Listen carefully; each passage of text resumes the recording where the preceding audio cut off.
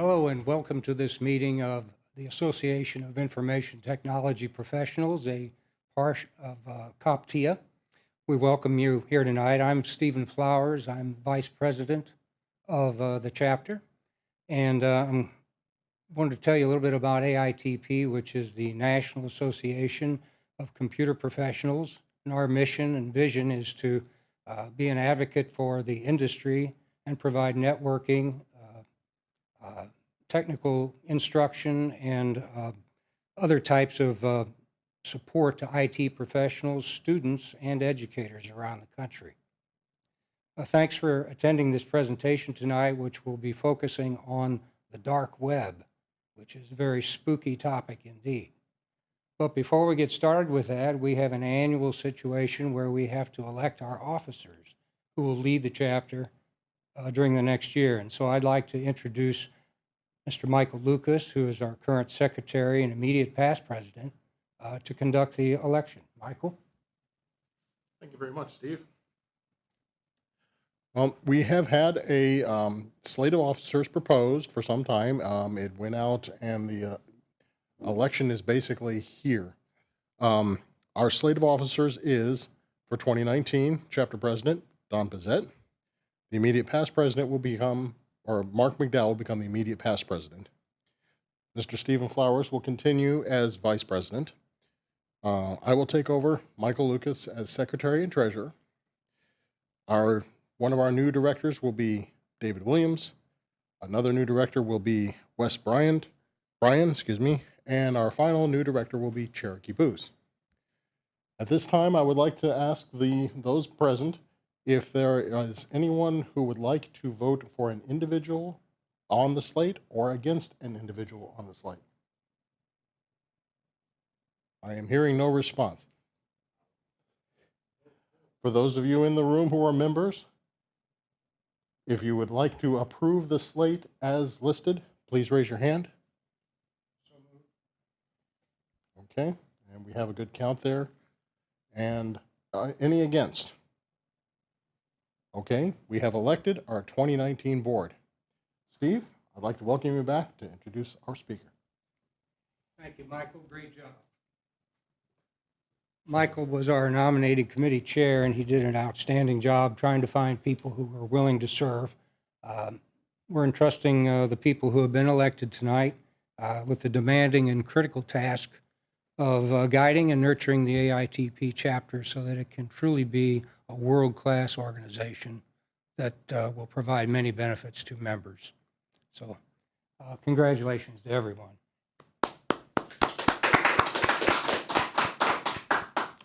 Our presenter is Mr. Don Pezet, who you just witnessed being elected as president of our chapter. Don is the co-founder and CIO of IT Pro TV, which is where we are meeting this evening, and we want to thank the company, your company, for being so generous in offering this opportunity to meet here in these great conditions. Don is an edutainer. That's the word that you use here, and it's very apt. And what you do is you help people understand technology in a very entertaining way. So with that, I think that your topic is what makes the dark web tick. And I look forward to what you have to tell us. Awesome. Please welcome Don. Thank you, everybody. First off, thank you for trusting in me to be the chapter president. And I can think of no better first act as president of the chapter than to discuss a topic of questionable legality, right? So we are going to be taking a look at the dark web and what makes it tick, how it does, what it does, and just kind of shed a little light on a subject that most people haven't had a chance to be exposed to, and honestly, most people have no need to be exposed to. So it becomes this like boogeyman that we hear about and people think is dangerous and illegal, when in actuality, it started under an entirely different pretense. So that's what we're going to be taking a look at right here with the What Makes the Dark Web Tick presentation.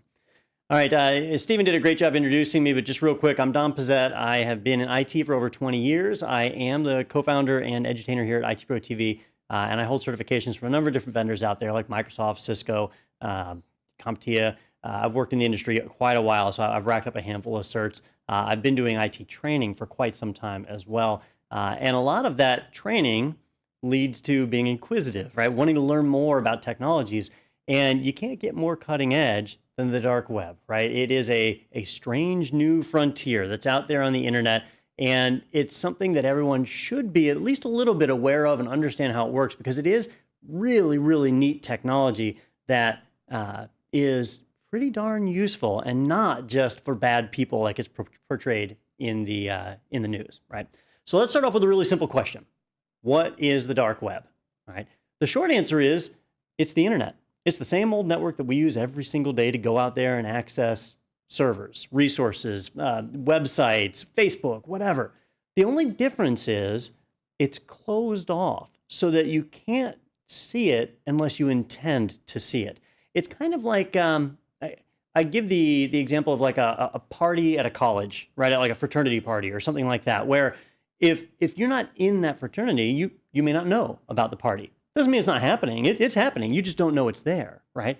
Once you find out, you can go. You can seek that out and potentially go to the party, right? Well, that's kind of how the dark web is, except it has two different facets of it. And I'm going to discuss both of them here in this presentation.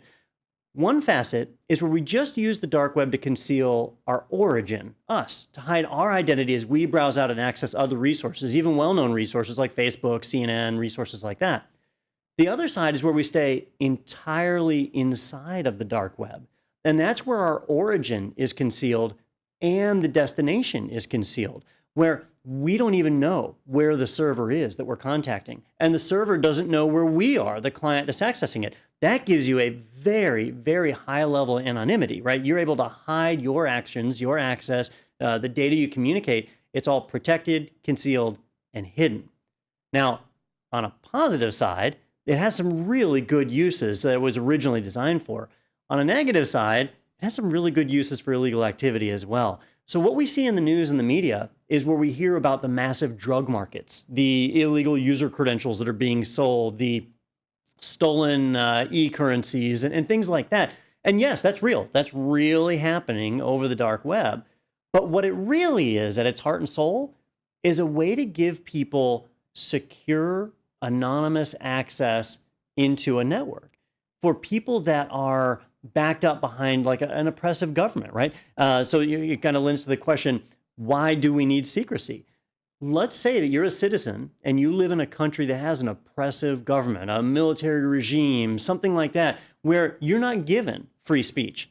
Free speech is something we kind of take for granted here in the United States, but outside of the US, it's very rare to find a country that guarantees free speech. And even here in the US, we have certain boundaries, right? Freedom is an unusually defined word from day to day. Well, what if you need to be able to communicate out? You need to be able to access information that is being withheld from you. Well, a network like the dark web can actually facilitate that, can allow you to do that without the governments having visibility inside of your communications to know. And I'm not just talking about like a military coup or like an insurrection or whatever. This can just be people, maybe there were many families divided in between North and South Korea. So a family in North Korea trying to contact family members in South Korea, that's not something they can do on a daily basis. But if they can conceal their access, they can. And that's really what the dark web was created for, was to be able to allow those types of communications. Now, one big thing that I always hear from people when I start talking about this technology is they'll say, well, do I really need a separate network for that? Can't I just use a VPN, right? VPNs are great, virtual private networks. There are hundreds, probably thousands of services out there right now that provide VPNs. Most of them are geared towards one particular thing. You're in a country other than the United States and you want to watch Netflix, right? A lot of people know they can get a VPN service, they can connect in, get a United States IP, sign up for Netflix and watch movies to their heart's content. But let's say that you're in one of those oppressive regimes, that you want to be able to communicate, you want to access Facebook and know that the government is not filtering your access. Well, can a VPN do that? Yes, it can, but it also has certain limitations. VPNs only protect the origin. They protect you. They don't protect the service that you're connecting to. So it's not full anonymity. So if you're just trying to access Netflix, VPNs work great. If you're just trying to access Facebook or something like that, sure, you can use a VPN and connect up. The challenge there is there's a number of different VPN protocols that are out there. You are reliant on a server in another country, a service. Somebody's providing that VPN connectivity, right? Well, what if that VPN vendor gets subpoenaed, or if the government seizes control of that VPN provider? Now they have access to all the logs and all the information. There's a number of VPN services out there that offer, let me see, I think I've got one pulled up somewhere here, AirVPN. AirVPN is a provider where they promise that they don't maintain logs, that if you use their service, then they don't keep a record of who connected and did what. That's good, right? But the problem is governments know this stuff, right? So let's say a government comes in and seizes all of AirVPN servers. They don't just turn them off. They say, you know what? Let's turn on logging and let's run them for a few weeks. Let's run them for a few weeks and see what people access. And sure, maybe the VPN guys weren't maintaining logs previously, but now they are. And these are techniques that the NSA and other organizations have used to break down some really vile stuff on the dark web and on other services. So it's good that that's possible. But again, if you're trying to do legitimate communications, you're just trying to stay safe, this is a weakness. And let me show you another weakness with VPNs. There's a website, it's actually put on by the AirVPN people. It's called IPleak.net. It's a really cool site. If you go to this website, it takes your browser session and it basically shows you all the information that can be determined just by your browser session. So it was IPleak.net.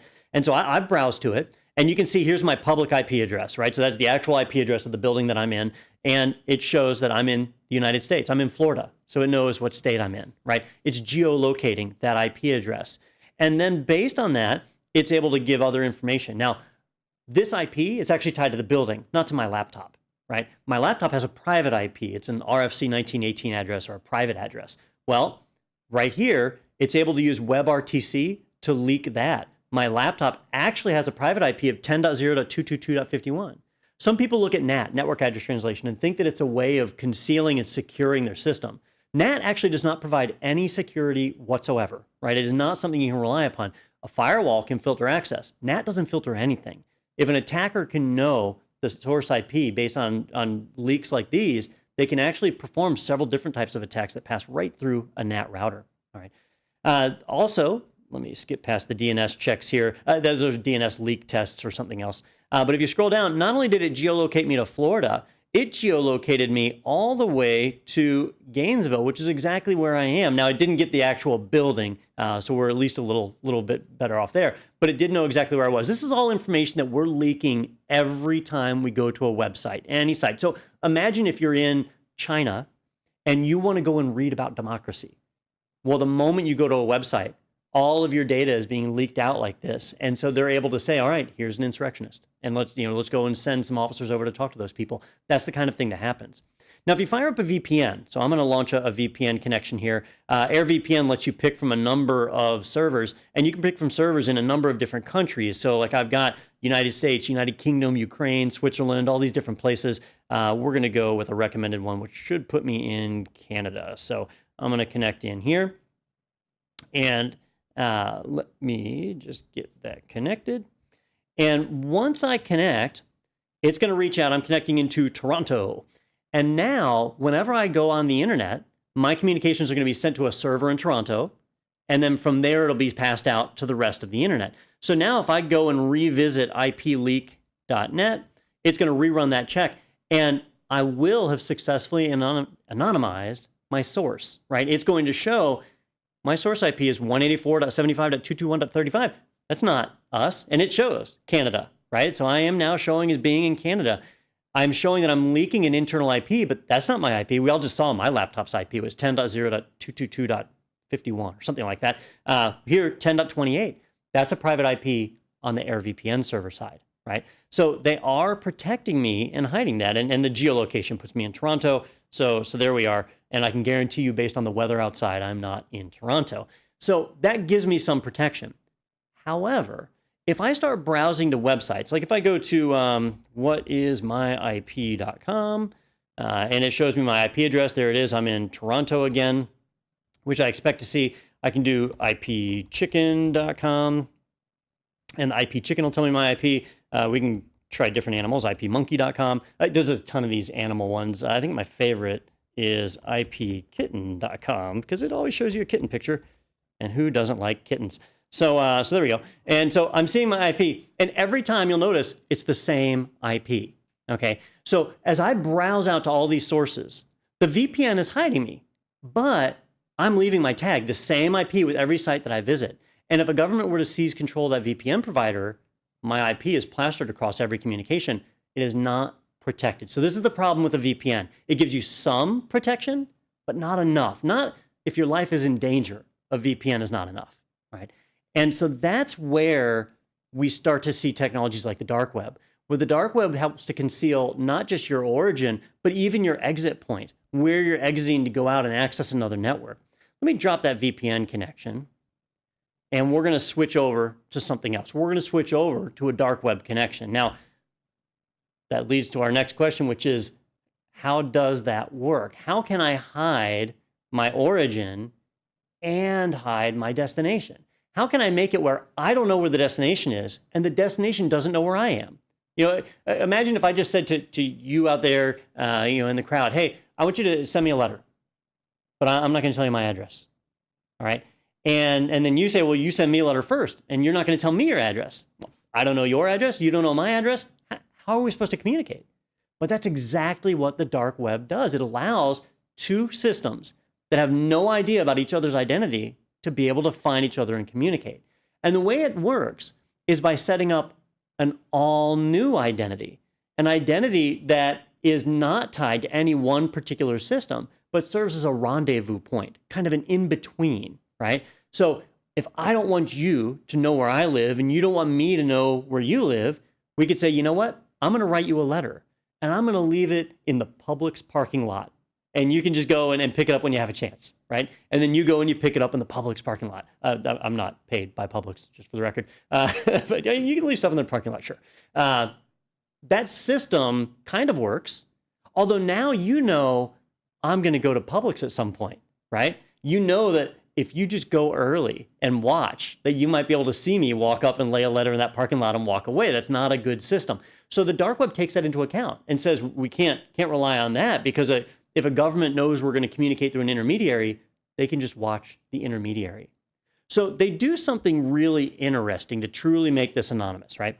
If we think about how the internet is structured, the internet is tons and tons of routers, right? Thousands of routers that are routing for subnets all across the world. And these routers are not built for security, not one single bit. They're designed to move traffic from point A to point B. They don't care what the traffic is. They don't care if it's encrypted, if it's not encrypted. This is the internet, right? These are the backbones and other routers that make that data flow from point A to point B.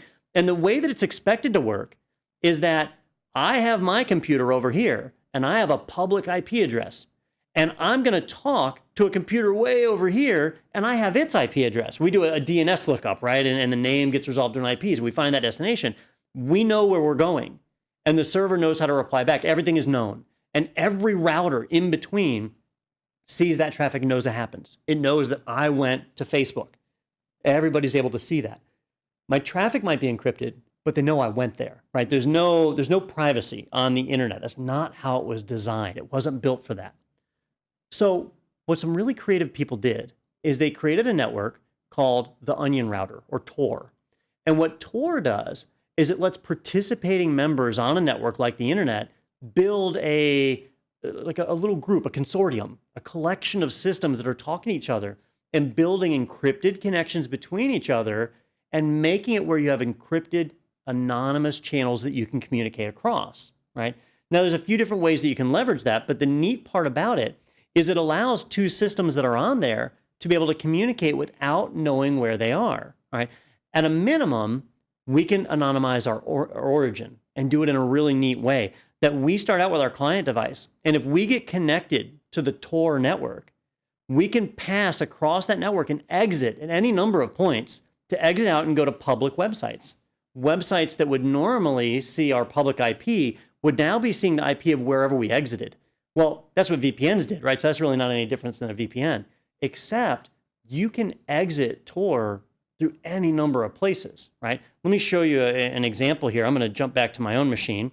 And so I did all these IP address web pages a moment ago. So you always saw that I had the same IP, 184.75. That showed up on each one of these pages That was the IP that I exited with, right?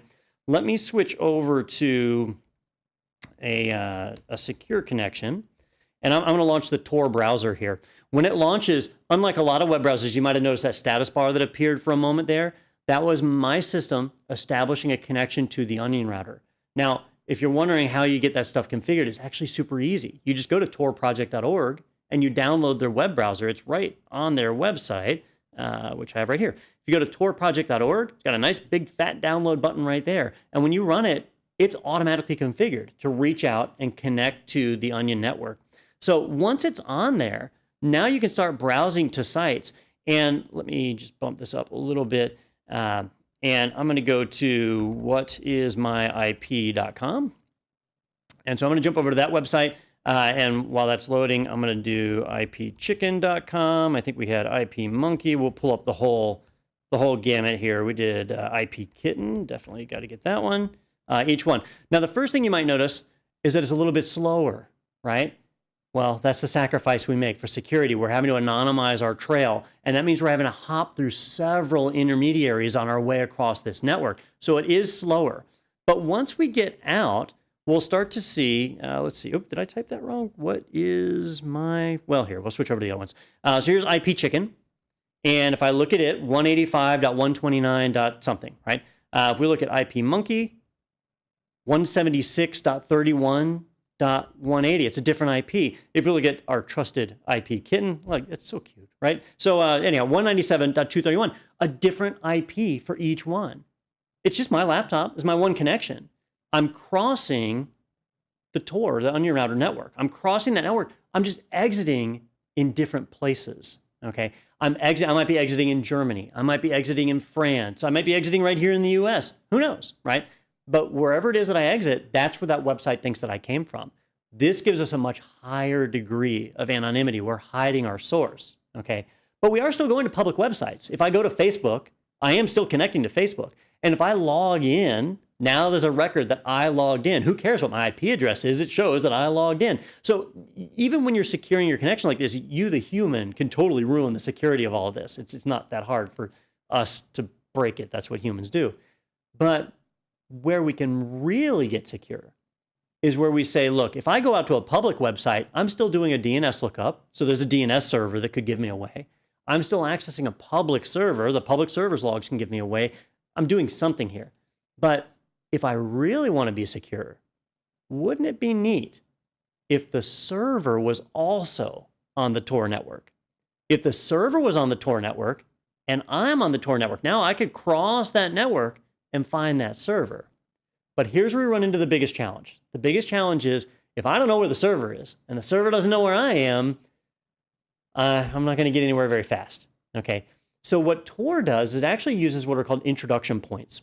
When you connect, that little status bar that was going across when I launched the Tor browser, what was happening was my system created a private key, an encryption key. And with that private key, it generated a hash. And that hash, it handed off to between 1 and 4 what are called introduction points. These are places that I'm able to enter into the Tor network.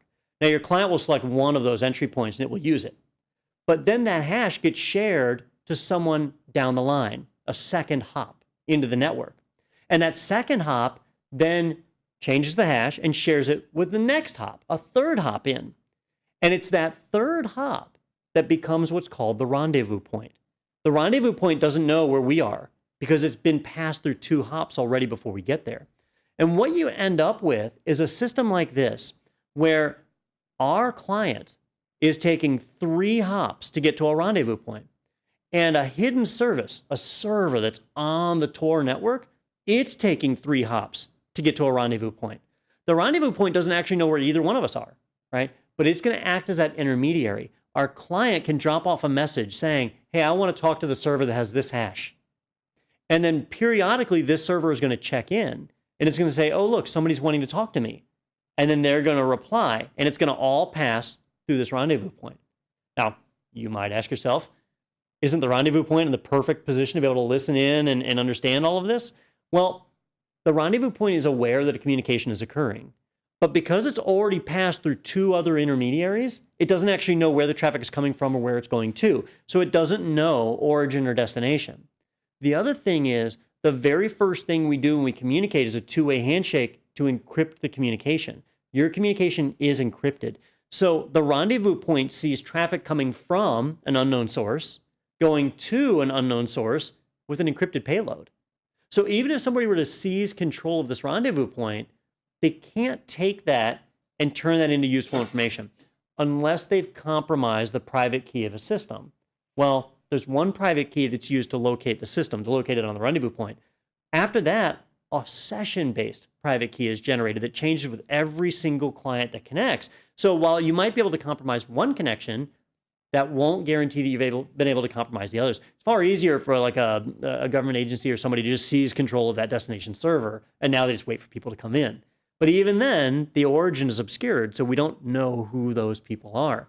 Now, all of this sounds really, really complex, right? There's a lot going on here, a lot of nodes that are in the picture, different people that are kind of in between the communication from one side to another. So what happens here is a lot of this stuff gets just taken care of for us by the web browser. If we're using a web browser to do these communications, it's really, really simple. Now, that browser is the Tor browser, and that's what I'm running right now is the Tor browser that I've downloaded from their website, from torproject.org. And this browser will let you browse out to the internet, to the regular unencrypted public internet, but it will also allow you to browse into the Onion Routers network. And it's managing the secure communications all for us. Now, what I'm doing right now is not secure, right? So if I look, notice how I've got these little eye up here and it's telling me this connection is not secure. And if I click on that, it's showing me what I'm doing. Look at that circuit. I'm coming from this browser to the United States. And see how it says the word guard? That's my entry point. That's the entry point that I chose to use to enter the Tor network. And it's trying to conceal my identity. That's what's kind of that first hop. And then I'm going to Switzerland. And then I'm going to Liberia. And apparently I'm exiting Liberia to get to ipkitten.com. I'm on the public internet at that point. I'm not protected, right? It's not safe. It's not secure. And if I look at each of the other websites that I've opened, any one of these, they'll all be similar. IP Chicken, they have an SSL certificate. I get a green lock. But I'm not anonymous, right? I'm jumping over to France, over to Germany, hitting the website, but I'm not anonymous. It's secure, but I can easily be traced back because I am exiting out on the public internet. The dark web is where everything is contained inside of Tor.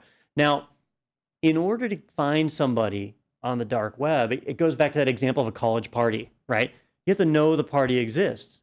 Maybe somebody stapled some flyers to a telephone pole and you see that. Maybe you have a friend or a friend of a friend who tells you this party existed. Well, in the dark web, they do this by exchanging dark web links.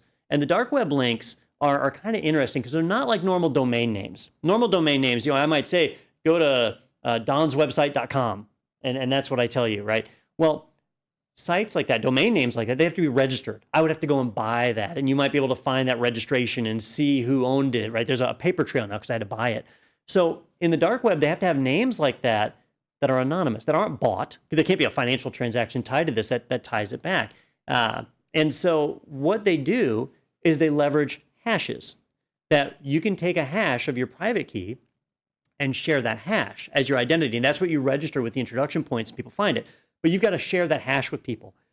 And they're not cool names. They're not easy things to remember like Facebook.com. So it's something where people have to basically be given it. They have to be sent that. And there's a few websites like Dark Web News that try and aggregate some of these things. If I go to darkwebnews.com, we can pull that one up. There we go. And they have like deep web, dark web links, and so on. And you can pull up some of the listings they have to be able to find sites that are out there. But there's even public websites. Let me see if I can find it real quick. Facebook actually does have a Tor address. And again, it's in order to protect individuals. If an individual is in a government, in a country where they don't allow Facebook, like you'll hear about Turkey blocking Facebook or whatever. Well, Facebook actually has a Tor-friendly address, and they publish it. They call it Facebook over Tor, and they give an onion link. Now, they did something really creative. Facebook has access to money, loads and loads of money. And so they used a series of computers to run a really complex hashing algorithm to find a a private key that would yield a hash that actually has the word Facebook in it. I can't imagine the amount of CPU power and money it took to generate that. Most of us can't do that. We're lucky to generate a hash with maybe 4 known characters in it in any reasonable amount of time. But they did it. And, it's complaining quite a lot because I'm going to this non-encrypted page, this non-secured system. But if I switch, let me just cancel back to this one. The page is actually called Facebook Core www.i.onion. And normally when you see these onion links, it's a hash. It's like letters and numbers just kind of jumbled together, .onion. But again, if you have the money and the horsepower, you can generate addresses like these. And when I browse to that, Facebook Core www.i, it's going to reach out and it's going to find that server. And what's going on is right now, I'm trying to find the rendezvous point and leave a message saying, hey, I'd like to talk to Facebook. And then periodically, the Facebook servers are reaching out to that rendezvous point and saying, hey, is anybody looking for me? And they'll see, oh, I am. And so they'll reply back through that rendezvous point. And it took a moment, but you'll see where I now am looking at the Facebook webpage. And in my address bar up here, I don't see www.facebook.com. I see www.facebookcorewwi.onion. .onion is not a normal top-level domain. This is not one that's controlled by Internet or Aaron or any of the other naming registries that are out there. This one, anybody can generate names inside of the Onion address space. And if I look at my little security icon up here, see how it's got a picture of an onion behind a lock, right? That's not SSL. You don't need SSL on Tor because it's already encrypted. Let me clarify that. You don't need SSL for encryption on Tor. Your connection is already encrypted via Tor. You do need SSL for validating the identity of the server you're connecting to, just identity verification. How do I actually know this is Facebook server? Anybody could generate an onion address, right? So somebody else could dump enough cache in to come up with a private key that matches Facebook core www.i.onion, and they could generate that. There's nothing stopping them. It just takes money. Well, how would I know that was Facebook versus an imposter? SSL would still tell us that. So there is still a use for SSL in the Tor network. But if I look at my connection here, it's a little bit different than what I've been seeing in the other examples. I see this browser. I go to the United States. I see that guard like before. I go to the Netherlands. I go to Germany. And then 3 relays. Who are the relays? I don't know. No clue. The rendezvous point doesn't tell me that. The rendezvous point tells me I've got a secure connection, so I know there's 3 relays, but I don't know who they are. And on Facebook's side, their server sees these 3, and then they don't know who the relays are that get to me. I see the ones that get to me. With a connection via the Tor network, you do not see the full path. You only see you connecting to a rendezvous point. And you don't just use one rendezvous point. A hidden service will usually register with up to 4 of these rendezvous points, and they can switch at any time. The onion link is tied to a hash, not an IP. So you could have this running like pirate radio on a laptop, and you could move from wireless network to wireless network behind NAT, behind a firewall. It doesn't matter. It'll connect out, and you'll have that same address, and people will be able to find you. That makes it perfect for groups of people that are trying to communicate across networks where they wouldn't normally be able to safely do that. And I think that's probably the most important message that I can communicate in this presentation is that, yes, a lot of bad stuff happens on the dark web. A lot of people are using it to sell drugs, to traffic human beings, to exploit children. Like there is really, really vile stuff that goes on out there. But that's not what it was created for. It was created to do good, right? To actually help people communicate. And what I compare it to is the U.S. highway system. We have a great highway system here in the United States. I know that I can jump on the interstate and I can jump across several states in way shorter time than if I were to take the back roads, right? Well, drug dealers can carry drug cargo across the U.S. highway system, right? That doesn't make the highway system bad. It just means we can use it for bad things. And that's how the dark web is. It can be used for bad things, and it is on a regular basis. I would encourage you not to trust any resources on the dark web. You have to have some way to validate their identity, but you can't validate identity when you're on there, right? So for people who have no choice, this network is a great tool, a great means of communicating. It takes a network that's designed to be very public, right? The internet was designed by DARPA many, many decades ago. And back then it was private. It was held just to the DARPA project. And so they didn't worry about things like encryption and authentication. It was just public. If any of you use the internet in the older days, like protocols like Archie and Gopher and FTP, they're not encrypted. It's all plain text across the network. That was what it was designed for. But now we're learning today that there's a lot of times where you can't trust that network. You need something to help. And that's exactly what the dark web does. So it's technologies like these that make it all work. Now, I've been showing you Tor, and Tor is really the most common way for accessing the dark web. That's what most people are using. And if you're accessing another server that is also on the Tor network, you're in the dark web. And if you go to some of the marketplaces, if you go to like darkwebnews.com, and some of the sites that are listed on there, you'll find markets where they are selling user credentials, where they are selling credit cards and stolen gift cards and things, that you'll find that. But you'll also find protest movements. You'll find student organizations and other people that just need some place to securely communicate. It's all mixed together, right? It's a really interesting time. Now, I've been showing you Tor because that's the most common of these networks. It's the biggest one. It's the easiest one to get on. But there's many others. Tor is all open source. You could actually create your own closed off network using the same technologies. Thing is, people would have to know about it. They would have to know to connect to it.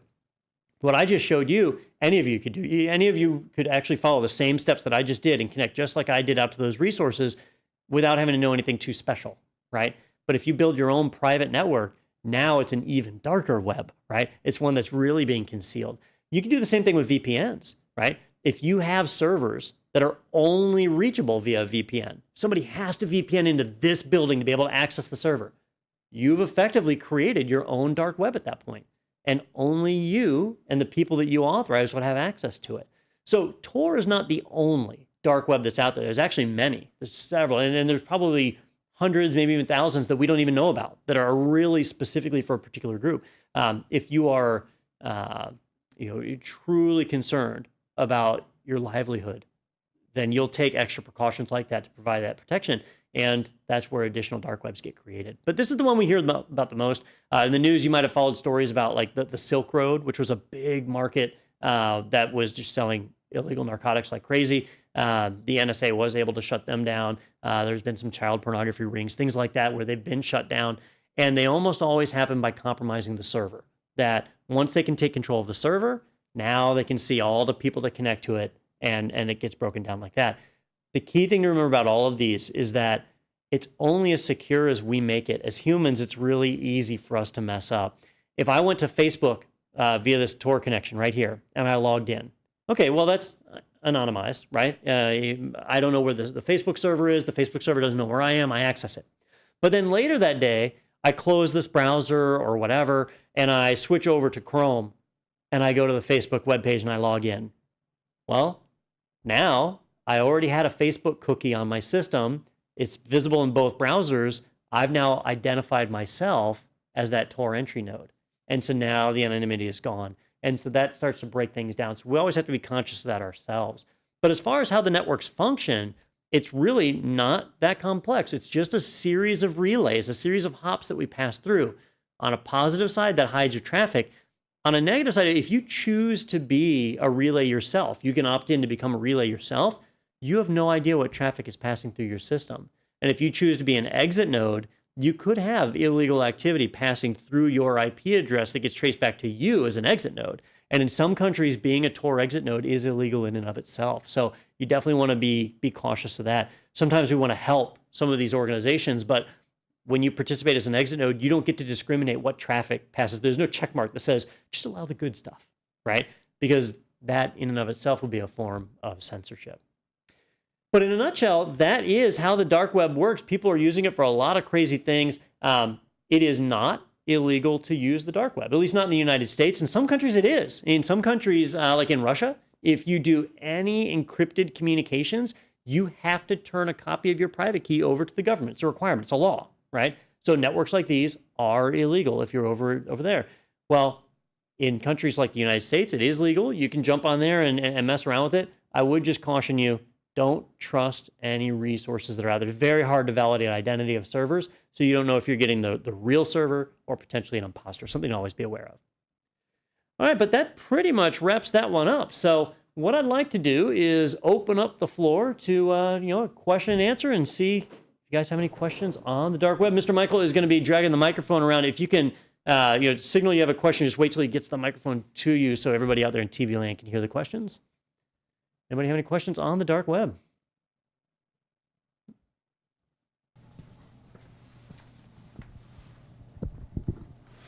Trying to do what you're suggesting, going out to the dark web. I've never had the desire for the thrill to do it, but who controls it? I mean, is there anybody? Is there any boss out there?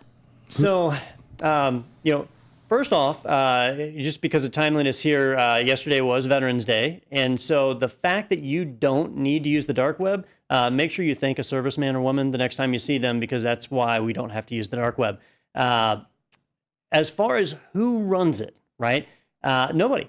It is using Tor as the example, right? There is the Tor project. They create the protocol. They created the client and the software, but they don't control it. It's out there. It's like a distributed system where you have tons and tons of people that are participating. In order for somebody to control it, they would have to occupy more than 50% of the nodes. And even then, it would be easy to fork and split off so that that wasn't the case anymore.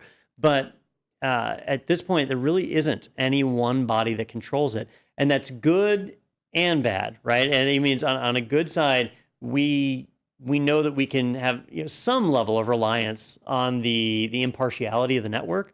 But on the negative side, we don't know if somebody's actively trying to take it over, if somebody's actively gathering more nodes than they should. We don't see that. Like Bitcoin has a problem with that. They're a distributed network as well. But there are several agencies that have been gathering way more control over that network than they should. That can happen.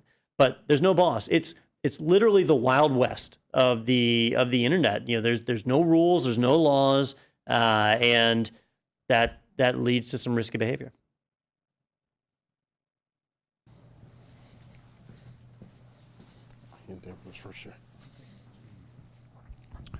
Do the ISPs monitor this, and can they police it, since you are still connecting to the public network? Sure. So great question. Your ISP has a lot of visibility in your connection, right? In a normal day, the ISP sees your DNS lookups, so they know what sites you're going to. Most people don't encrypt their DNS lookups because, why would you have to, right? And they see your source IP going to destination IP. So even if you encrypted your DNS lookups, they would still know who you were talking to. With Tor, they would see you connecting to known Tor entry points. They would see that, right? So they would know that you connected to Tor. Beyond that, they wouldn't know where you went. But, you could conceal it even further. I do know several people, I didn't do it here on purpose because it makes things slow. You can bring up a VPN tunnel first, and then bring up a Tor connection over the VPN tunnel. Now your ISP would see the VPN connection go up, but they wouldn't know you were running Tor on top of it. It's an extra level of anonymizing that. It does make things slow. That's why I intentionally didn't do it here, but it does work. So your ISP, though, they will usually have visibility into that. They'll know that you at least established that connection.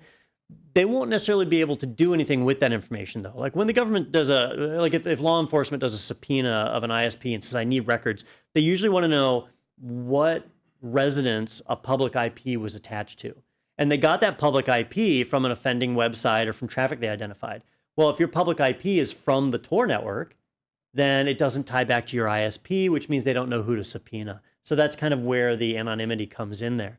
But the ISP would know that you did connect to Tor. They would just have no idea what you did from there on. I'm just curious,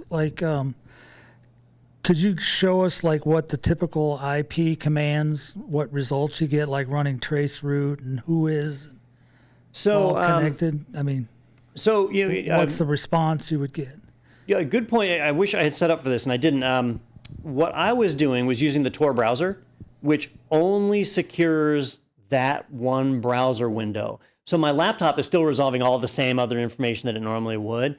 There is a Tor command line client that you can install. And once you do that, it's effectively building a tunnel and everything can be passed over it. And they also sell little hardware boxes you can use that you can hook in between your computer and the network, and that makes sure that everything goes over it. And when that happens, what you'll see are private IP addresses. You'll have a private IP that's tagged between you and your entry point that's doing the guard. And so it's very much like a VPN connection would be. you do have your real public IP that's giving you that first hop, but then you've got a private IP that's on that VPN-like network that gets you to that entry point and moves you the rest of the way. So I can't show that here because I don't have the client installed. But if you go to the torproject.org, they actually do have the command line client. You can download and install it, and then you can tunnel everything through it.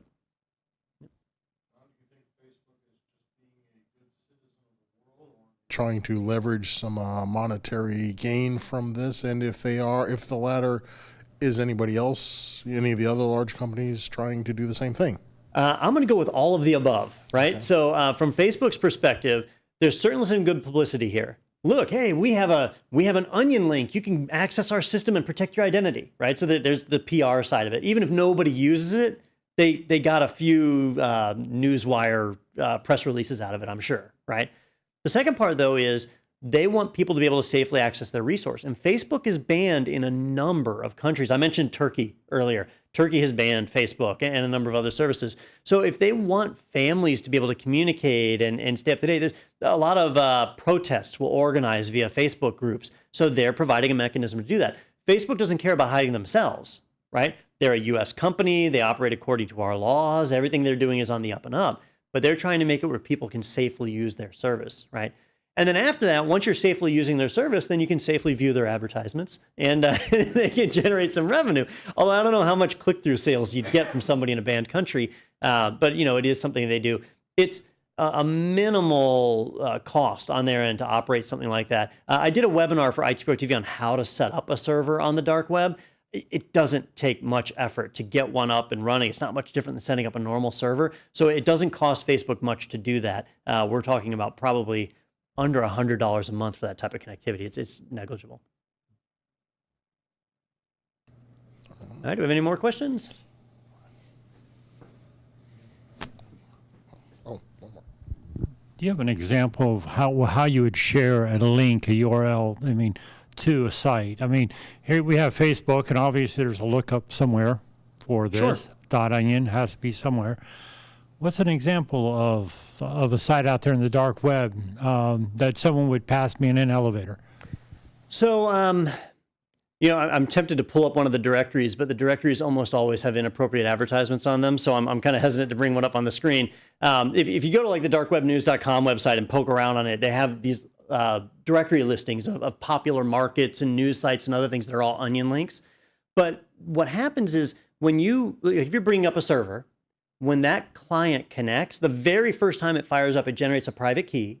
And at that time, it makes a hash that is the onion link for your system. So it automatically generates that name. And then once you have it, it's just a copy paste job. And you can email it to somebody or print it. Some people will make a PNG or an image of that onion link and then email it as an image attachment. That way, it can't be detected by the normal scanners or whatever means for handing that off. But your client will automatically generate that. The Tor browser does it as well, but I don't believe there's any way we can see that in the Tor browser. On the command line client, though, it's tucked right inside of the hidden services directory, and it's just automatic. There's also applications like eShallot, which is an open source program that you can use to try and generate the custom named links, like Facebook has that named link. If you have enough CPU power and resources, you can generate custom links like that, and that's just a separate program that does that. Okay, Don, so now that you've told us what the dark web is, can you define the deep web? Okay, yep. So in the news, you'll hear about the deep web occasionally, and usually it's a mistake. They use it interchangeably with the dark web. They are actually two different things, right? The deep web is just the regular old internet, but unpublished sites. So there's a lot of websites that are on the internet that are not in a Google directory that you can't search and find, or they're hidden behind a password or some other kind of border, right? Think about like a company's intranet page or Gmail. If you go to mail.google.com, you can get there, right? You can get to the homepage. But can you get to all the millions upon millions of pages that are behind that? No. If you log in, you can. You get to your mailbox and all the content that's behind it. That's the deep web, right? It sounds way lamer, right, than what we kind of envision. But the deep web are simply just websites that the general public is not allowed to get to. So when you try and go to it, you're confronted with a password, or you're confronted with some kind of boundary, or your IP is not whitelisted to even get to it. So it doesn't even look like it's there unless you're whitelisted, and all of a sudden there's this whole server that appears out of nowhere, right? It's like the cloaking spaceships in Star Trek. The site just pops up. That's what the deep web is all about. And that's been around for a long time. And a lot of us create deep webs by accident. You know, we just spin up a server to do something. And if you don't publish it, if you don't give it a domain name, it's just an IP. Technically, you just created a deep web server. Deep web servers don't truly hide your identity, the origin or the destination. It's security through obscurity, right? Just by not publicizing that it's there, it tries to protect itself. We got one more over there, I think. Nope. I sent you the wrong way, Michael. Sorry. IP Pro TV have a link on the dark web? Oh, we don't. As far as I'm aware, it's funny because I wish I could say it's the first time I've been asked that this week, and it hasn't. It's only Tuesday. We don't, and there's a few reasons for that. Firstly, I don't think we're banned in any countries yet that I'm aware of. We do have some countries we're not allowed to sell in. You know, if the U.S. has embargoes against a country, we're not allowed to sell in. So there are times like that. But if we wanted to violate that embargo, we could. But we just don't have a need for it. None of the content on our site is life-threatening enough to a viewer to need it. But if it ever got to that point, right? Maybe a presentation like this. That if a government out there says, you know what, that's not okay. I don't want that in our country. Then we may spin one up. It's actually, again, for us, it would cost a very, very small amount to bring that up and put it on there. If we do that, so let's say we take our public servers and we give them an onion link, we connect them to the Tor network, we do run the risk of now having people attack our site, and it becomes much more difficult to block that type of attack because you can't just say, oh, here's a bad IP, I'm going to block it. Because with Tor, they're coming at you from a different IP every time, right? So all of a sudden, things like IP-based access control lists don't work anymore, right? So you have to have a layer 7 firewall of some sort, like a web application firewall, to be able to step in and look at the actual traffic to identify, oh, this is attack traffic, this is legit traffic, and so on. So there's a little bit more involved in that. It's not something you'd want to do just spontaneously. Oh, I'm going to connect my servers to the dark web. You want to make sure you think that one through. Yep. All right, any other questions from the field? Thank you, everybody. Don, thank you very much. I should call you Mr. President, so I'm going to do that. I don't think there's going to be a recount either. But well, you never know. Lawsuit, they might find a box of ballots next week. You just don't know. I don't know. We won't go there. But I want to thank you very much for shedding light on a very dark subject. I learned a lot more about how it works, I think.